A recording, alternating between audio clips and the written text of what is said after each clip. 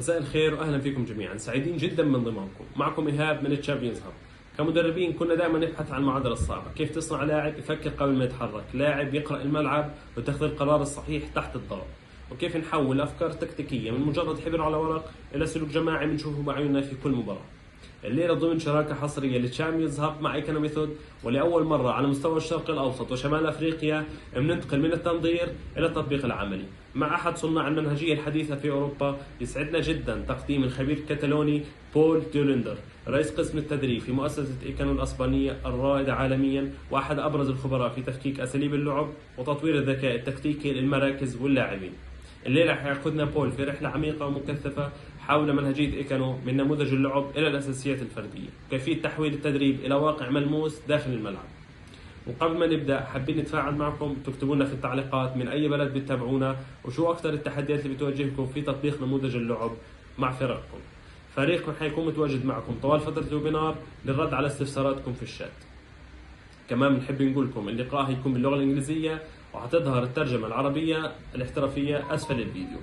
في نهايه الويبينار حيظهر لكم زر تاكيد للحصول على شهاده الحضور الرسميه. والان حابين تبدا معكم المتعه والاثاره التكتيكيه مع بول. بول, the floor is yours. Hi everyone, this is Paul de head of coaching at Econo, and today I'm going to give you a small introduction to two big topics. The first one is going to be the importance of the game model and how we do this transfer to training methodology in order to be effective and successful.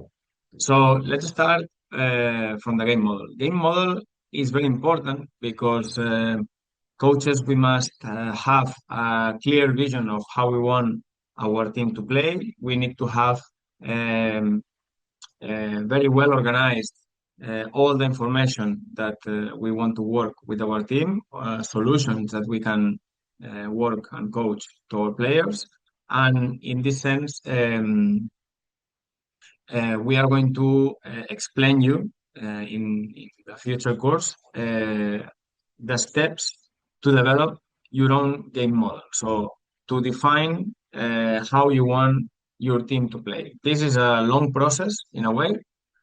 You decide how complex or how simple you want your game model to be, but it's important that you understand the context, the team that you're going to coach, uh,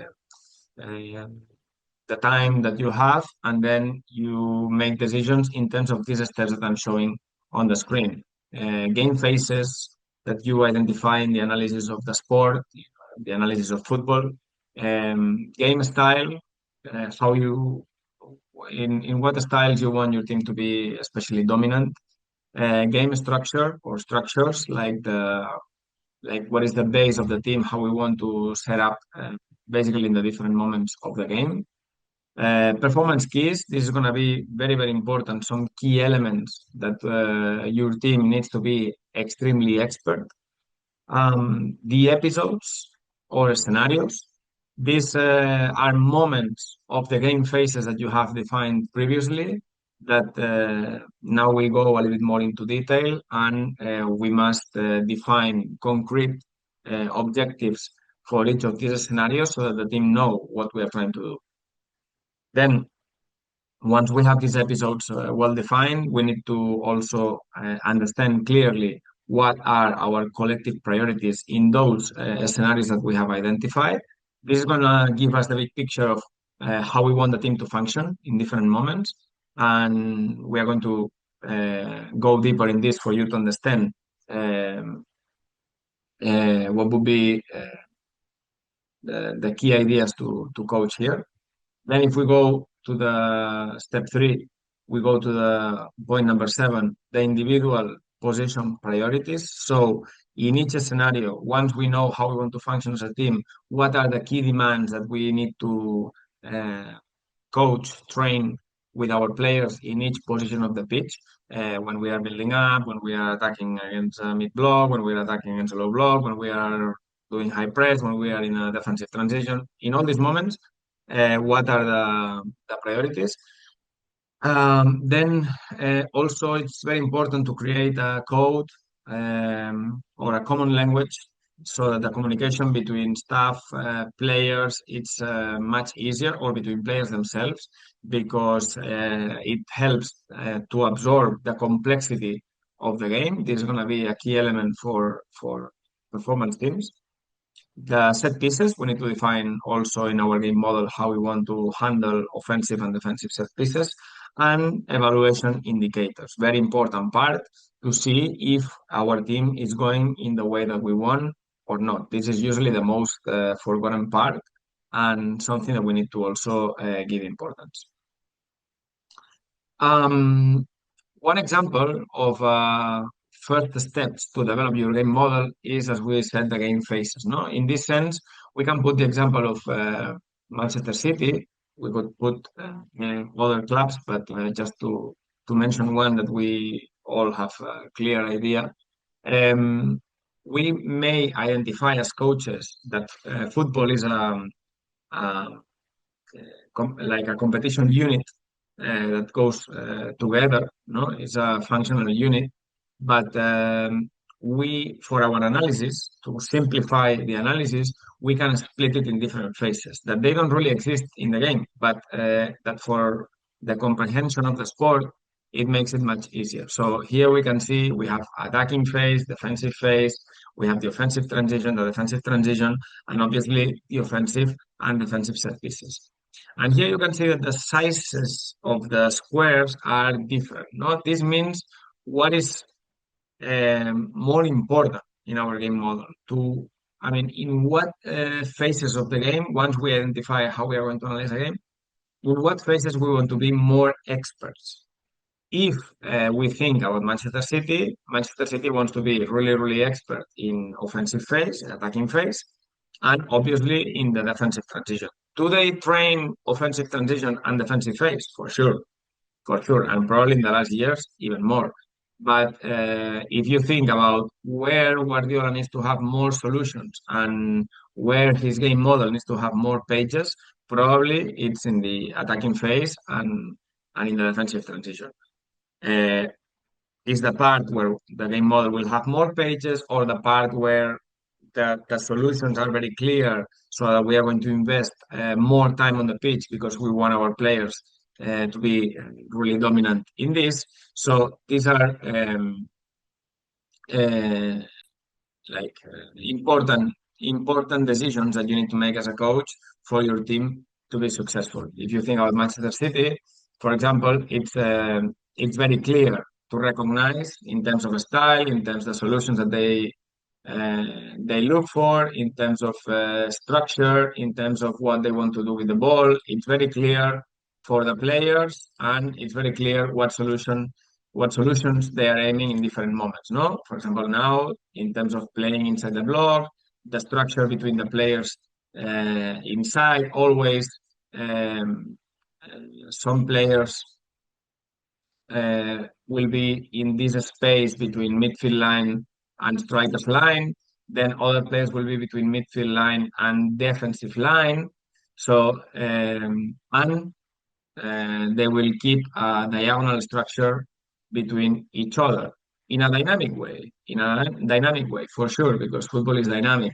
But you will see that throughout the play, the players they have a clear way to play in attack, like moving the ball by passes, looking for advantages, and always looking for a optimal relationship between players to maximize the performance and take profit of these moments on the ball. So the idea of developing your game model and become an expert as a coach will help that your players through the training, through the knowledge, will improve their performance as well. However, this is one step. Now we need to after we have defined our game model, we need to start to get closer to the pitch, to the training sessions. How we do this? One first step is this game model must help us to define really clear the different episodes that we want to see in every phase, in the attacking phase, in the defensive phase, etc. And then these episodes must help us to define the team principles or team fundamentals and the individual fundamentals per position, right? For example, if you think about the situation you have on the screen, our team is the blue team. We are attacking towards the left side. So we are attacking in a structure 4-3-3, and the defending team is in a structure 4-4-2 in line. So in this case, we need to have very clear solutions, very clear principles from the team point of view and from the individual point of view, how we want to solve this situation. In this case, we may not have numerical superiority. Maybe we need to adjust something from the structure, but at the same time, our players need to have clear individual principles of how to pass, how to support, what to perceive, many elements that will help um, to, to, to execute these ideas correctly. So this is something that you need to define very clear in your game model, because if you have this, then it's very easy to coach. You cannot stay in the game analysis level. You need to go from the game analysis to the concretion of the team principles and individual principles or individual per position principles. This is very important because once you have these principles and the key coaching points, you can design the best possible scenarios and you can go to the pitch and try to be as effective as possible. In this sense, when we speak about training methodology, I would like to introduce you our proposal about the Econo method pillars. In the Econo method pillars, you will see in the next course, we are going to introduce you 4 key steps, 4 pillars to develop smart players. This is very important because football is very complex, it's very difficult at the same time. So we need to have our own training methodology. As a football club, as a football team, we need to have own methodology. We cannot copy methodology from other sports that are totally different. We need to understand how football is and what are the demands for our players. And football is very demanding from many uh, perspectives, but especially from the cognitive. And this is where, as coaches, we have more room for improvement for our players. Physically, your players will always have a limit. Technically, at certain age, for sure, your players will already have a limit. But in terms of tactical game understanding, cognitive, in this there are less limits. You can emphasize more on this. You can improve more your players. So in this sense, we present you these 4 main pillars that we're going to explain a bit deeper in future courses. The first one are the games. When we speak about the games, if you think about this part, we are going to explain you that we are aiming to work mostly on designing proper contexts, proper training context, the most ideal training context for your players to develop. The most ideal context to train some team principle or some individual fundamental preposition principle. And in this sense, we're going to explain you not only the importance of training with this type of games, but also how to design them. Like what are the steps that you must follow to design these games? And just as an advance, I can tell you that in terms of the what kind of games we like to design, we believe it's very important to go through 2 stages. The first one is the game structure. So think about different elements such as what I want to train, be really clear what you want to train, what coaching points you have for today, and then decide what type of exercises, what are the spaces, the number of the players, do you need jokers, do you don't need jokers, you need them outside, you need them inside, what kind of space, what characteristics the space needs to have to make it more real, what is the way to get points, etc. This would be many elements in relation to the game structure, and this would create an optimal environment to learn. And then finally, the rules.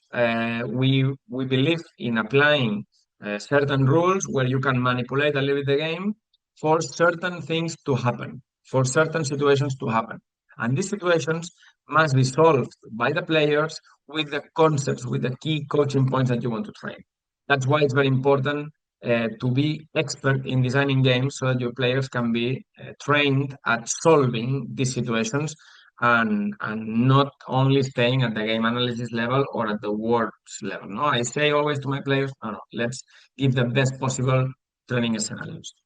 The second point would be the perception. We believe that perception, scanning, awareness, knowing what happens around you all the time in football is extremely important.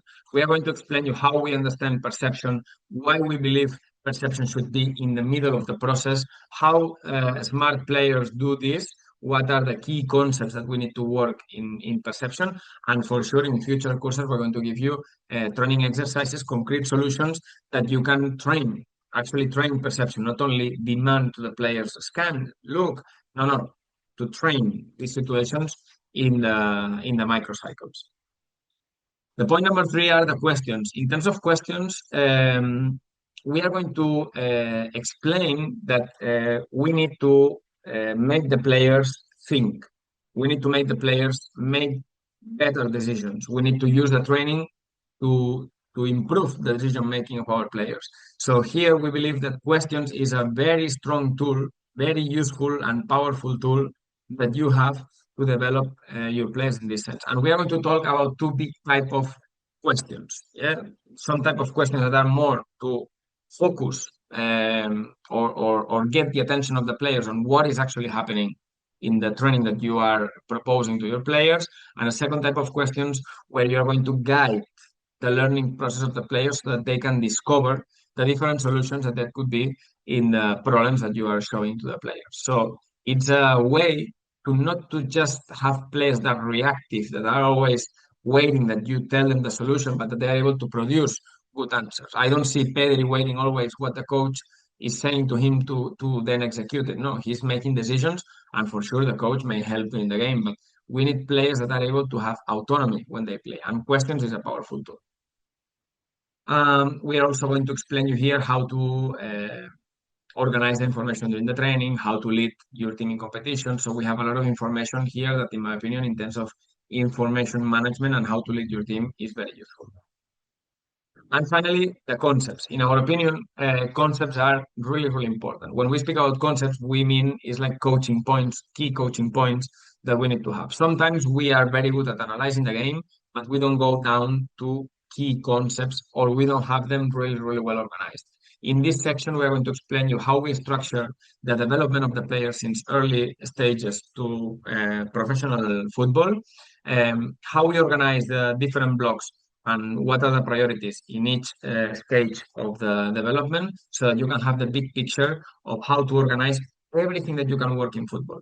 Then concepts are very important because if you want to work or if you want to improve the passing of your team, it's not enough to say pass, pass, pass.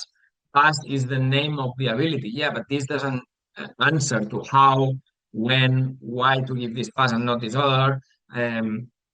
How to execute that. So what we believe is that coaches must be experts in dominating the the coaching point of how to pass, when to pass, why to give this pass and not the other, why this pass should be given this way, why what is the intention behind this pass, and the same with all the abilities that we find in football. So, in our opinion, it's very important to understand this and also to have a good balance between the individual and the team principles, fundamentals that we need to work in each stage according to the needs of the players, obviously.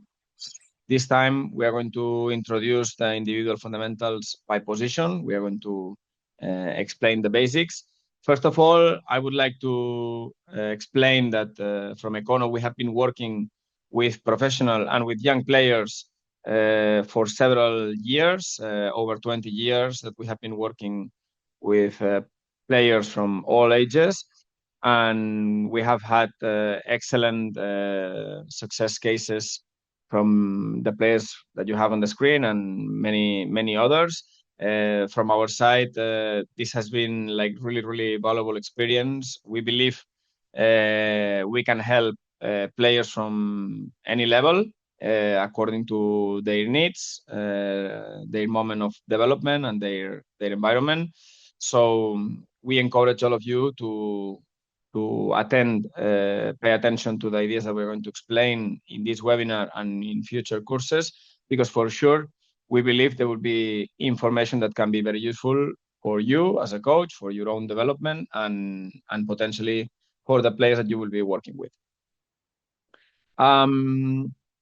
As I said, today we're going to speak about the individual fundamentals by position, but before I wanted to show this slide, because when we are working with professional players, at the end, what we need to do is to help them with their needs. So after years and years of game analysis, we have come to the development of some individual fundamentals by position, and this is what we use to give feedback for these players, to find things that they can do better, things that they need to correct, and sometimes we have worked with these players individually, so as a external to the club where they belong, and sometimes we have been part of that clubs, for example, with Cesc Fabregas or with Jordi Alba when they were in Barça Academy. With some of them, we worked when they were young, some others when they were already professional. So all the players need help at any age, and if they are willing to improve, we must be able to help them. In this sense, when we think in what involves the team performance, we can think about many elements. Especially if you think about adults, there are many factors that influence the team performance. But I would like to focus in these 4 blocks, which are the basic fundamentals, individual fundamentals by position, team fundamentals, and the methodology. These are the things that, from our point of view, as coaches, as a first step, we need to master. Basic fundamentals are those basic actions that the players need to dominate in football, and they should be learned at early stages, right? But always, we need to continue improving. For example, if you think about pass, about first touch, about unmarked movements, about markings, about supports, their capacity to scan, this always needs to get better. Even we need to start this work pretty early. Then we have the individual fundamentals by position, which is what I'm going to explain today, which will be an evolution of these basic fundamentals that we have introduced first.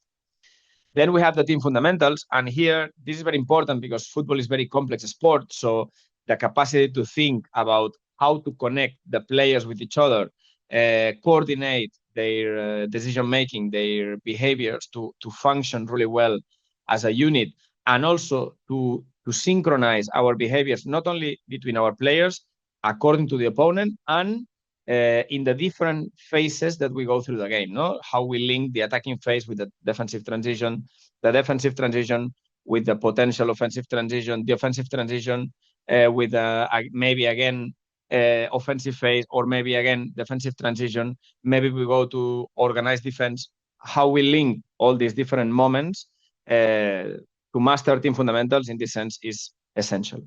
And finally, we have the methodology. We need methodology because if not, even we are really good at analyzing the game, we are not going to be able to help the player or help the team and improve their performance, right? So for this, we need a proper methodology. We need to master how to design good training drills, what are the best exercises, how to develop different training sessions to improve either basic fundamental, individual fundamental by position, or team fundamental, and also how to behave as a coach, right? How to coach your players, how is this interaction between player-coach to make them better. Today, as I said, I'm going to focus on this block, on the individual fundamentals by position. And here we need to start by explaining what are they? What are these individual fundamentals by position? Basically, what we call or what we refer when we speak about individual fundamentals by position are those fundamentals that a player could use in a specific position on the pitch. It doesn't mean that one player only needs to master fundamentals of one position. No, because as you know, football nowadays is very, very dynamic, but always has been very dynamic, but now we speak more about this. So one player may start as a fullback, but sometimes will play in the area of the winger, sometimes will come inside and play as a midfielder or as an advanced midfielder. We have seen Hakimi arriving to the box and behaving like a striker. So finally, the players need to master or could master fundamentals from different positions. But it's very important that as coaches, we understand what are the specific needs that the football players need to perform in that specific part of the pitch. When I'm in the area of the fullback, what are the considerations that I need to think about to perform well? When I'm central back, what I need to think to perform well? When I'm a midfielder, when I'm advanced midfielder. And this is an evolution of the basic fundamentals. Maybe when they were 10, 12, 13-year-old, we work with our players how to scan, how to support, how to give passes. But now, after more or less the age of 14-year-old, what we want to start introducing our players is how to pass better as a central defender. Because how to pass as a central defender or how to support is very different as a central back or as a midfielder or as a winger. They all need to pass. They all need to give support for the teammate, but they need to consider different elements. They need to do it in a different way with different intentions, different tactical intentions. And this is what, as coaches, we need to master, and we need to be able to coach and give advice to our players. This is a work that could be done in different ways, maybe, and more often we need to work on the pitch, but also we need to be able to help the players through video, through theoretical lessons, and we need to know when to do these things, not always. And very important, this last idea that the individual fundamentals by position shouldn't depend on a game system, right? We need to dominate the fundamentals, and then let's see if we play 4-2-3-1, 4-3-3, 3-5-2, and the player, depending in the part of the pitch where he is, will use some fundamentals or the others. These are the positions that you can see on the screen: goalkeeper, central back, fullback, midfielder, advanced midfielder, winger, and striker. I'm going to start by introducing an example of a central defender, and I will focus on the defending phase.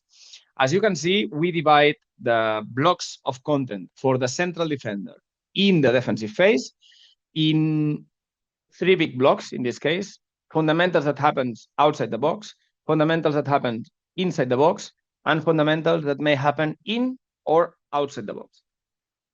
The first one is the idea of maintaining the defensive balance as a central defender, because you play a key role on the defensive balance of your line and therefore of your team. So you need to understand how to keep in the balance, for example, in width regarding the teammates on the line, in depth regarding the teammates in your line, but also with the lines ahead. You need to know when to break this balance, and if your teammate breaks the balance, how to rebalance as soon as possible. So different concepts like this. We also talk block 2 about identify player to mark. Here there are many considerations on how to defend a player as a central defender: when to go to the side, when to defend the space behind, when to follow that player, when to perform or when to step from the line, when not to step from the line. Here we also talk, next block, about defending the space. So when it comes to defending your space behind, in case, for example, there could be long balls, in case some other players attacking your space, you need to be ready, and you must know how to defend that space without breaking too much or too long the balance of your defensive line. How to defend the ball possessor. Sometimes as a central defender, you will need to defend the ball possessor out of the box, and you need to consider some elements to be able to perform really well this action, because it's a key action for the performance of the central defender. And finally, we go to the fundamentals inside the box. So when we are already inside the box, the first idea, the first block of fundamentals is to empty the box. So our central backs need to understand that the box is like fire. We don't want to stay in the box. So as soon as we can, we need to get out of the box, and we need to do it in a coordinated way, and we need to do it considering certain fundamentals that are inside this block. Also, when we're in the box, we need to be ready to defend crosses. Yeah, when the opponent team is putting the ball on the side at certain height, it's possible that they would cross balls into the box, and we must be able to defend those actions as a first central defender, so ball side central defender, but also as a second or third central defender, we need to know what are the responsibilities that may be different, and we need to know how to actually defend the zone or the player in these cases. Also, block number 7, defining risky areas, or the risky zone inside the box. Here we speak about how to mark inside the box and how to defend the ball possessor inside the box, because this is different than outside the box. There are different priorities, and therefore the way to do it must be different. Then finally, actions that happen in and out. We talk about anticipating sequences, and this would be situations that the central back need to anticipate to be able to solve properly. For example, the situation where one opponent player is shooting to the goal, and we need to anticipate the potential rebound of our goalkeeper in case he's not catching the ball, to be able to be there and not give any chance to the striker to use that second ball and score an easy goal.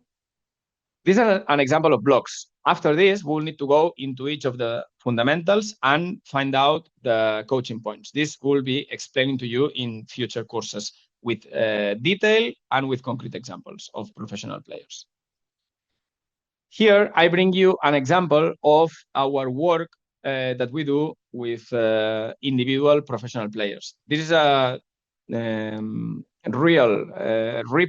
real slide of a report with a professional player, where we were working with this player how to defend crosses and the ideas that we recommend him to do really well and to master when he's playing with his team.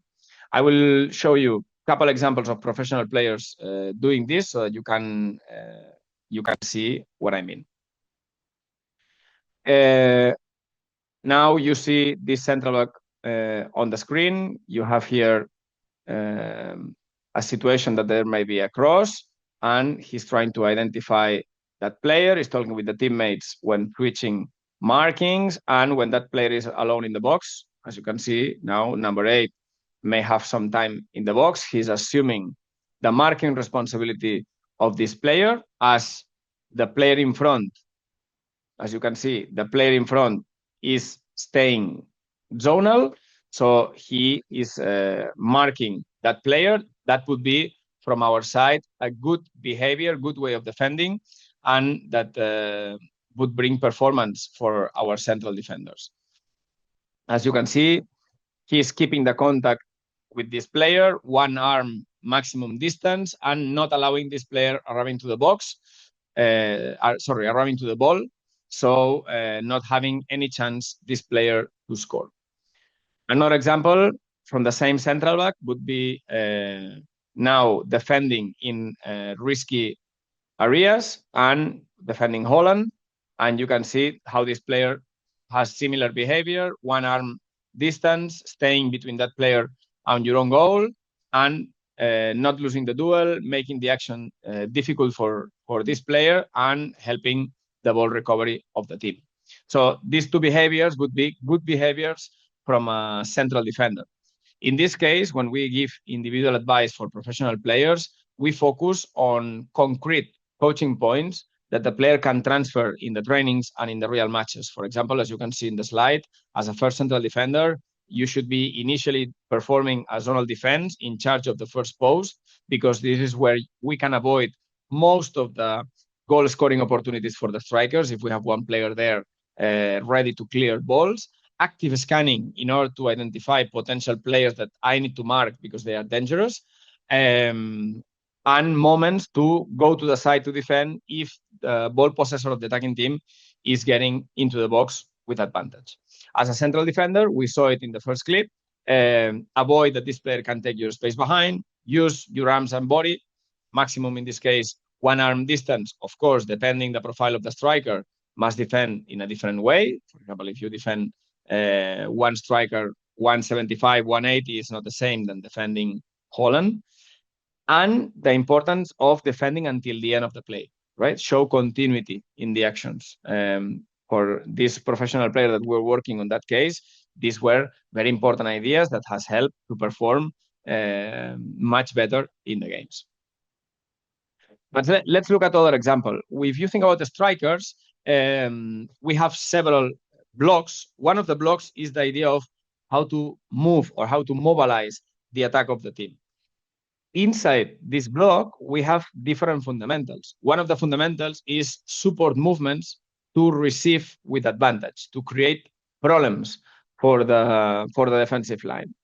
As you can see, under this fundamental, we have two different fundamentals. One is the support between the lines, so how to support between the lines to receive with advantage. And the second idea, which is the one that I'm going to speak now, is give a support to surpass, to beat your direct opponent and receive with advantage, which is the main fundamental that we are talking here. Let me show you an example from Erling Haaland, and you can see correct example of this fundamental. Here we can see Erling Haaland. He sees that the ball is between midfield line and defensive line of Liverpool, and the ball holder is going forward with time. So what he's deciding in this case is to stay at the back of the defender, to try to receive the ball at the feet, be able to make the first touch forward towards this spacious advantage that he has ahead, and be able to finish.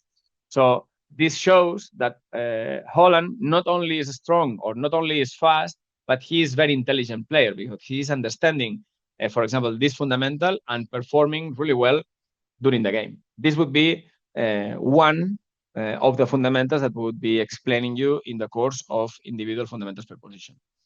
What else we will include in this course? Overall, you will see over 200 concepts. I would say even much more, because every concept has so many details that you could use with your team. We have been using these concepts for many years with young players between 14 to 19-year-old that are learning and want to reach the professional football, but also with players that are already professionals and that they want to master their position and reach their maximum potential. So in this sense, it's a very good opportunity for you as coaches.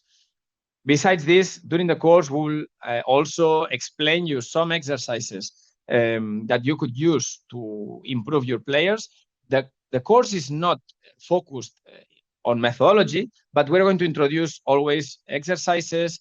We are going to explain you how to work, or what moments of the week of the microcycle you could introduce the work of the individual fundamentals per position, or how to work this with your players.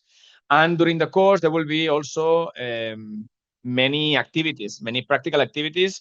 We will make you think, we will encourage you to participate, and you will get ideas to promote your own game analysis abilities and challenge yourself with this course.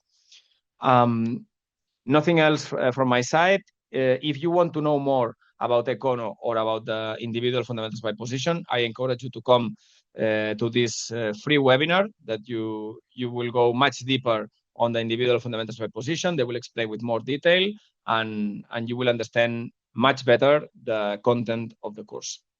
Thank you so much for your attention, and see you soon.